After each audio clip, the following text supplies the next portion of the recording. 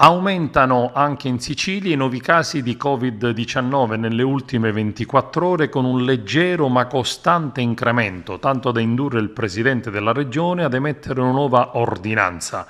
Lo aveva fatto intendere negli ultimi giorni che se i casi fossero aumentati avrebbe adottato misure più restrittive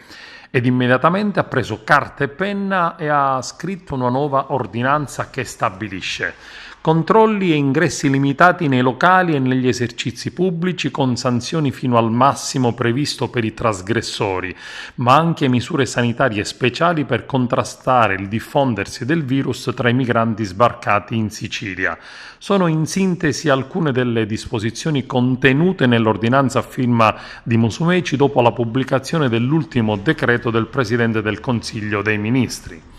In Sicilia, tra le nuove misure, nelle discoteche e negli esercizi pubblici similari sono vietati gli eventi al chiuso, mentre per quelli all'aperto si fa riferimento alle linee guida recepite dal DPCM predisposte dalla Conferenza delle Regioni, tenendo conto del distanziamento, dell'obbligo della mascherina, della riduzione della capienza massima per garantire un numero nelle aree destinate al ballo. La nuova ordinanza invita le prefetture ed i sindaci a predisporre controlli nell'ambito delle rispettive competenze e prevede inoltre il massimo delle sanzioni amministrative per i trasgressori delle disposizioni.